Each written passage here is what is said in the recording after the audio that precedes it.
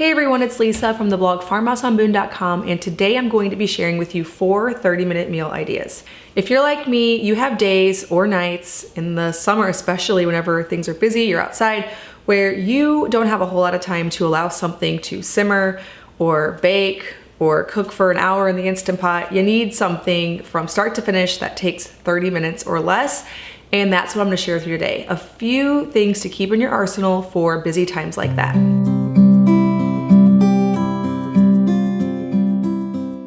All right, the first thing on the list is based on my sourdough cheddar waffle recipe. This is just like my regular sourdough waffle recipe, only without the honey and lots of shredded cheddar cheese. Then you just put it into a waffle iron and it makes for the perfect sandwich vessel. So you can get a quick meal on the table if you have some deli meats, maybe a bunch of fresh vegetables from the garden. You could layer it with veggies, cream cheese, and have a veggie sandwich. Or in today's case, I'm gonna be showing you how to make an egg salad because we have so many eggs. Our chickens are laying in overtime right now and we don't even know what to do with them all. I'm probably gonna wash them all and then crack them into a Ziploc bag and freeze them. So that's kind of my plan. But for now, we're just trying to eat a bunch of them. My favorite way to do this is in the Instant Pot because it's more like steaming the eggs than boiling, and it makes the shells come off really easily. So I add my trivet to the Instant Pot. You can add as many eggs as you want. Today I did a dozen, a cup of water, and then cook it on high pressure for 5 minutes. Next, I made up a batch of my homemade mayo. To do that, I drop in a wide mouth mason jar, a room temperature egg, a little bit of mustard, lemon or lime juice. Today I had lime juice, salt, and then top that with a cup of avocado oil. With the immersion blender, this just turns into a nice thick mayo. Now, real quick little side note here. I have made this homemade mayo countless times. It has set up every single time, and I have people who come to my blog and tell me that it didn't work for them. They have runny mayo. I will tell you that this is the first time that happened to me. I don't really know what went wrong. I don't know why it's never gone wrong for me before, but I can now sympathize with some of you for when that happens. Now, I was able to redeem it because just like you who have commented that it didn't work for you and you're really upset to lose all of that avocado oil, I felt the same way. I'm like, I'm not gonna waste a cup of avocado oil. So I just remade the whole recipe in the bottom of a mason jar, except for instead of the oil portion, I just poured in the runny mayo.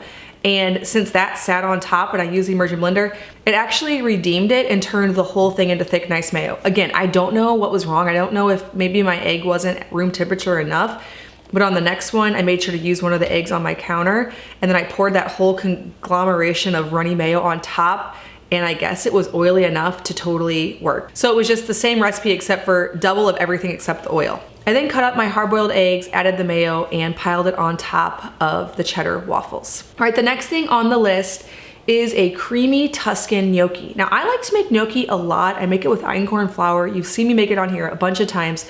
But one thing about it that isn't fast is you have to have cooked potatoes on hand. And so I wanted to find a way to make it that was a little bit faster. So today I made a ricotta-based gnocchi. To do this, I combined a 15-ounce container of ricotta, a couple of eggs, a cup and a half of einkorn flour, about a cup of freshly grated Parmesan cheese, a teaspoon of salt, and a little bit of pepper. And then I just rolled it out, cut it up, and had a really quick gnocchi. After cutting up the gnocchi, I boiled it for about 5 minutes in some salted water. Now you could just throw the gnocchi directly into the skillet dinner, but I thought I should boil it first because it's a little bit soft, and I thought maybe they wouldn't fall apart as easy, and it actually worked out really great. In a cast iron skillet, I cooked up some bacon. Now you could do sausage, chicken, any other meat would really pair quite nicely with this Tuscan gnocchi. I had bacon on hand. I then, in the grease, added a chopped onion, minced garlic, and a jar of sun-dried tomatoes. This was the most flavorful meal. I wanna make it a million times over. After the vegetables were a little bit soft, I added in the boiled gnocchi, a little bone broth, and some cream, and then salt and pepper to taste. And then I topped it with fresh spinach and some more shredded Parmesan cheese. And then whatever greens you have on hand or herbs this summer, if you're growing in your garden, different herbs and greens, add that in. So delicious. It would also be really good with a side salad. We served ours with some fermented sauerkraut.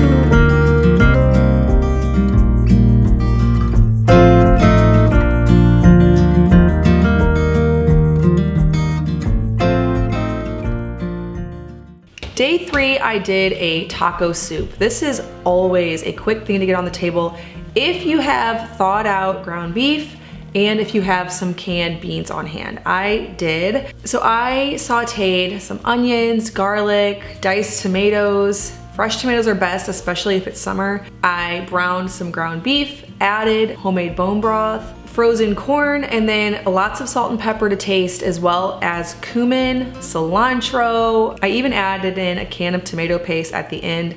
Almost all soups are served well by adding in tomato paste. It just makes them so delicious, especially a taco soup like this.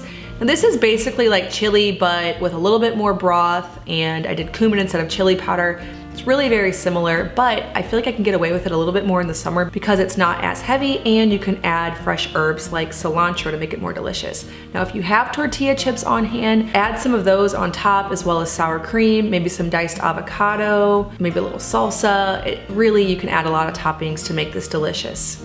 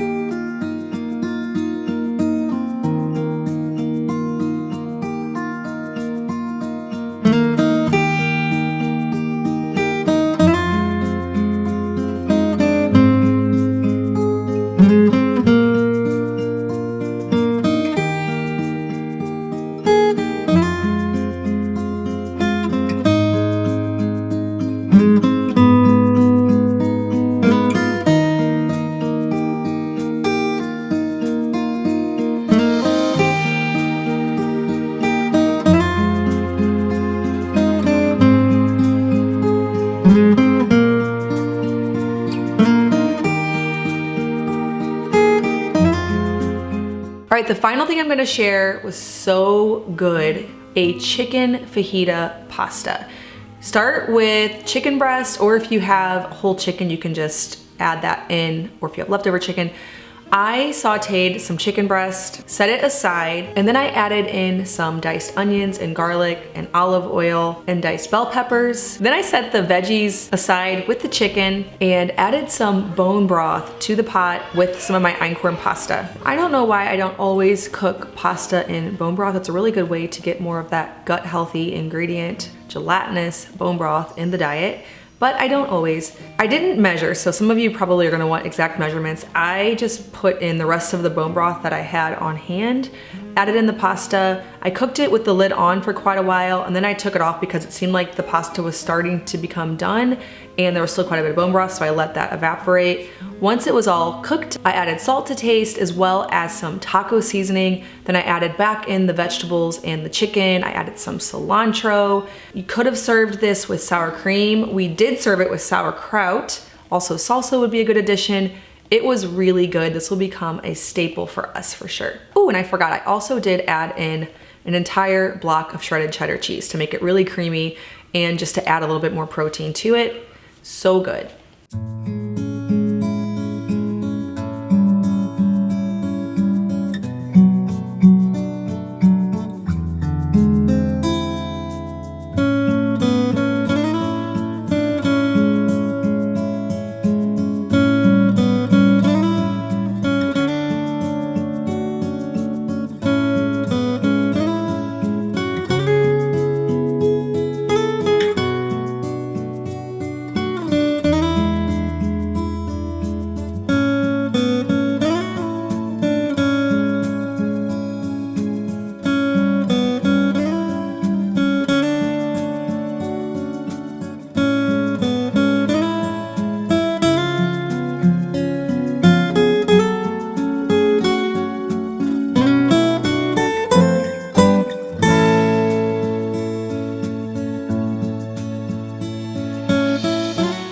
All right, well, I hope that you enjoyed these 4 30-minute meal ideas. If you did, let me know down in the comments below. I'd love to make more videos like this.